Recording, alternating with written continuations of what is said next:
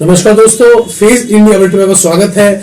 इस समय मौजूद है दिल्ली पुलिस महासंघ के अध्यक्ष एसीपी वेदभूषण जी के पास। आपको बता दें, आए दिन दिल्ली में क्राइम बढ़ते जा रहे हैं।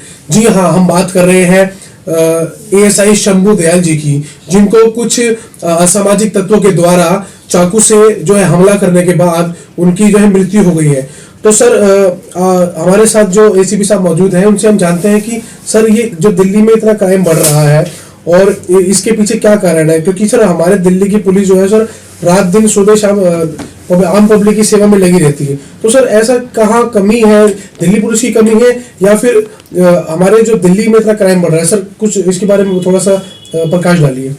देखिए, क्राइम एक ऐसा मुद्दा है कि ये बरसों सालों से, सैकड़ों सालों से चला आ रहा है। इससे पहले भी पुलिस वालों ने अपनी शहादत दी है, परंतु शंभू दयाल की शहादत वाकई में एक दिलेरी का एग्जाम्पल पेश करती है। जिस तरह से एक महिला ने अचानक आकर थाने में बोला कि मेरे मोबाइल को छीन लिया गया है, तो तुरंत एएसआई जो उम्र भी 57 साल थी, तुरंत अपनी तमाम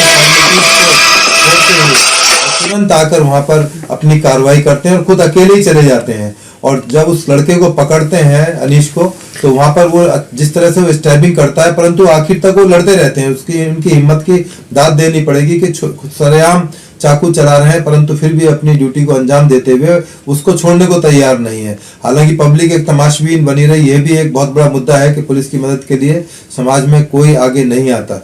और परंतु सबसे सुख देने वाली बात पुलिस के लिए, खुशी की बात यह है दिल्ली पुलिस के लिए, कि दिल्ली पुलिस के कमिश्नर जब उनका संस्कार होता है तो उसके अंदर अपना कंधा देते हैं। क्योंकि इससे पहले कमिश्नर जाते थे, तब अपनी श्रद्धांजलि देते थे, बुके चढ़ाते थे, फूल चढ़ाते थे, परंतु कंधा देना अपने आप में एक बहुत बड़ा एक मैसेज जाता है दिल्ली पुलिस के अंदर कि कमिश्नर साहब ने किस तरह से हमारे एक शहीद एएसआई को श्रद्धांजलि दी। अब सवाल उठता है कि इस तरह के हादसों से कैसे निपटा जाए, क्योंकि हादसे समाज का एक हिस्सा है।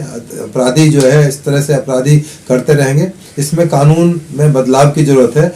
तो क्योंकि हिंदुस्तान में कानून एक ही कानून, जो लॉर्ड मैकाले का कानून था, वही चला आ रहा है। अब इसमें वक्त है कि इस तरह के अपराधों के लिए अलग कैटेगरी बनाई जाए। क्योंकि मर्डर आप चाकू मार के करें, गोली से करें, पानी में धक्का दे के कर दें, स्विमिंग पूल में उसको डुबो के मार दें, सबके लिए एक ही सजा है, चाहे उसको तड़पा तड़पा के मारें। परंतु यही अपराध यदि अमेरिका में होता तो 300 साल की सजा होती है। आपने टीवी, अखबार, मीडिया में देखा होगा, किसी आदमी को 700 साल की सजा होती है, तो पूरा हिंदुस्तान ताज्जुब मानता है कि ये 700 साल की सजा कैसे हो सकती है एक आदमी को। आदमी की अमूमन जिंदगी 100 साल की होती है। तो ये इसमें तमाम जो सिस्टम है, कानून है, पार्लियामेंट को सोचना चाहिए कि इनमें बदलाव करें।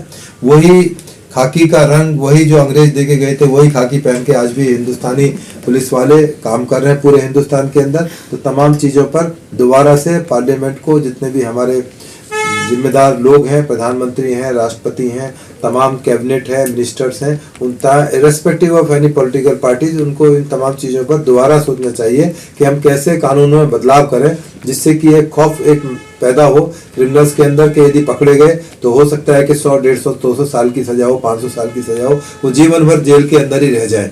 तो इसलिए वक्त बदल रहा है, तो कानून को भी बदलाव होना चाहिए।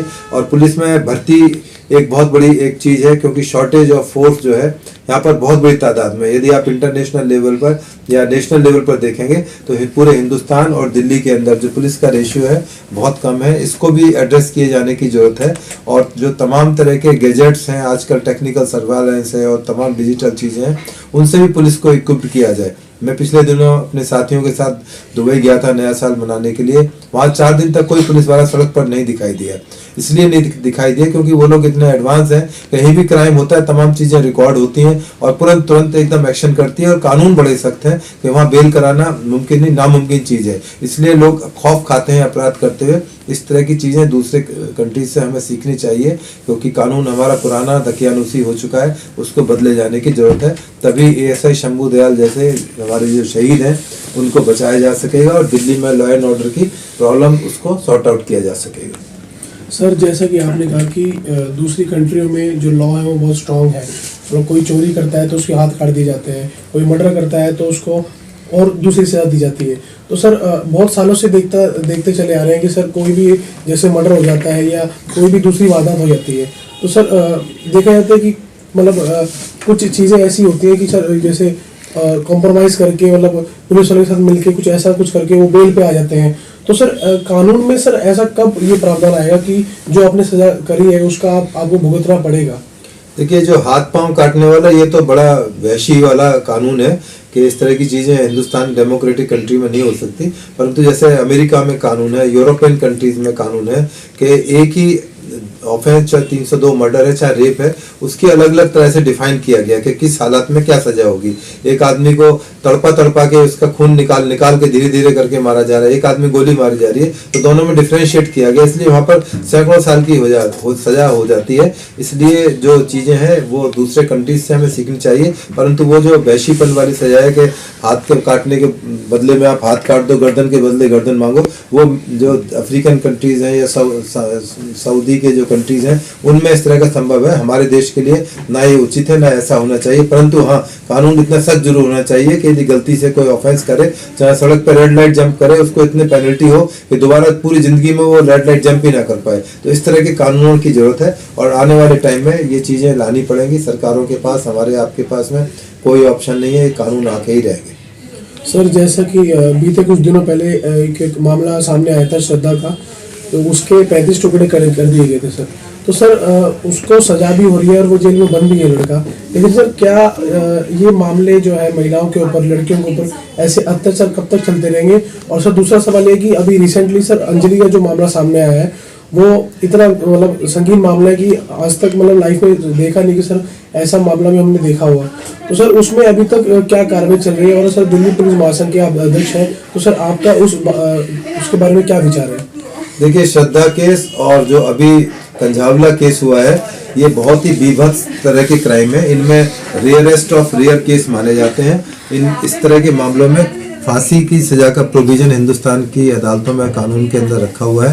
परंतु जब ट्रायल में चीजें आती हैं तो कहीं ना कहीं चीज खत्म हो जाती है। आपने देखा कि छावला में गैंगरेप हुआ, सुप्रीम कोर्ट ने उनको खत्म कर दिया क्योंकि उसमें बहुत सारी टेक्निकल चीजें हैं, गवाह का ना होना, सबूत ना होना, गवाह का हॉस्टाइल हो जाना या बहुत बड़े बड़े वकीलों को खड़ा कर देना, तो इस तरह के डिफेंस पेश करना कि मुलजिम का बचाव करना। तो ये तमाम चीज़ें जो है एड्रेस किए जाने की जरूरत है क्योंकि इस तरह की चीज़ दोबारा एक सभ्य समाज में शोभा नहीं देती। चाहे कंझावला का मामला हो, चाहे ये जो अभी रिसेंटली जो आया है मामला, श्रद्धा का मामला है, ये मामले हैं क्योंकि इसमें कई तरह की चीज़ें जुड़ी हुई हैं। धार्मिक मामले भी हैं। श्रद्धा के मामले में जैसे वो श्रद्धा हिंदू थी, लड़का उसका जो प्रेमी था वो मुस्लिम था, तो ये भी एक बहुत बड़ा मुद्दा है। लव जिहाद का लोग उसको रूप दे रहे हैं, परंतु कहीं ना कहीं एड्रेस किए जाने की जरूरत है। सभी चीज़ों के लिए अलग अलग कानून, अलग अलग तरह की समीक्षाएँ होनी चाहिए, तभी इस तरह के अपराधों में सुधार हो सकेगा। Thank you sir.